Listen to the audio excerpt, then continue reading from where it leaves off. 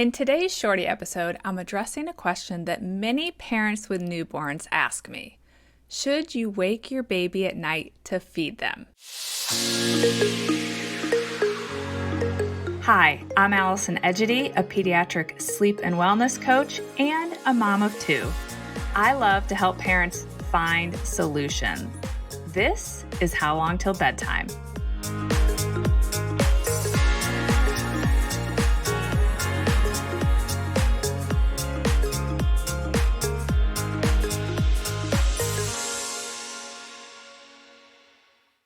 There is a lot of conflicting advice out there on whether or not it's a good idea and or necessary to wake newborns up during the night to feed them. I don't think there is one right answer for this question because there are a variety of factors that can come into play. Is your baby gaining weight? And if you're breastfeeding, is the practice of nursing going well, and is your supply in a good place? The advice I'm going to share today is for those who feel comfortable with their milk supply or their bottle feeding, and for parents who have a goal of doing whatever they can to encourage their baby to naturally sleep for longer stretches as early as possible. If that's you, here is my simple answer. If your baby was born full term and there are no health concerns, I recommend no longer waking your baby at night to feed them once they are 2 weeks old or once they have surpassed their birth weight and they're gaining weight nicely. Now, of course, you want to talk to your child's pediatrician before you actually make this move. I had this conversation with our pediatrician before Ainsley was even born because I knew I wanted to do things differently than I did with my first, who I continued to wake and feed per some instructions I read in a book. And so we had sign off from her that assuming she was doing well at birth, that she was gaining weight and got past her birth weight, that we were going to drop that practice of waking her up during the night to feed her. Everything went smoothly, and we actually stopped waking her up to feed her before she turned 2 weeks, and she was sleeping through the night at 8 weeks. Now, don't get me wrong. There are many babies who are not ready to sleep through the night at 8 weeks. But I have no doubt that not waking Ainsley helped us get those full nights of sleep so quickly. So let's talk about that a little more, and I want to help you understand why that would be the case.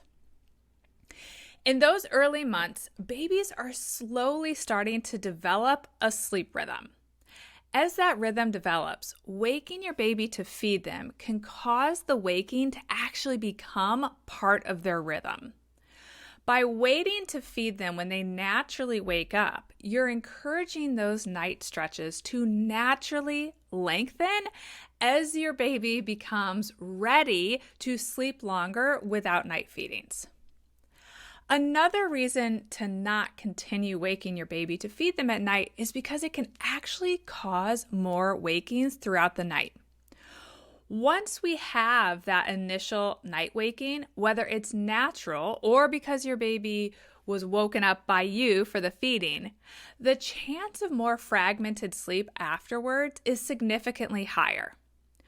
While it won't always play out this way, if I can write the script for how babies naturally reach full nights of sleep, that initial stretch of sleep at the beginning of the night will just start to lengthen, and it will continue to lengthen until we bump the night feedings right out the end.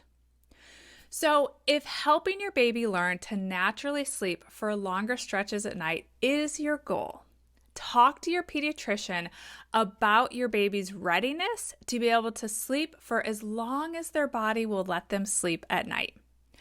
And if you decide to give this a try, I recommend that you don't go any longer than 3 hours between daytime feedings, because that's another way that you're going to set your baby up to get enough calories and nutrition during the day to allow them to start to sleep those longer stretches at night. And if you're wondering about my thoughts on the dream feed, I actually do think that the dream feed can be helpful during the first 12 weeks, but I'm not such a huge fan of them after that.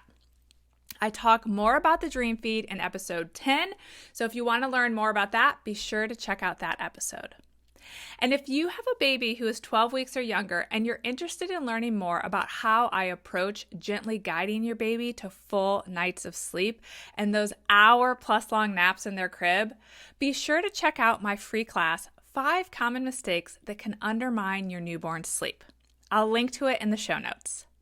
And be sure to come back next week to hear the conversation I had with my guest, Stacy Olson, all about mom guilt, setting boundaries, and creating balance in your life. There are so many great takeaways in this episode. All right, bye for now. Thank you for listening to How Long Till Bedtime. To learn how we can work together to improve your child's sleep, please visit sleepandwellnesscoach.com.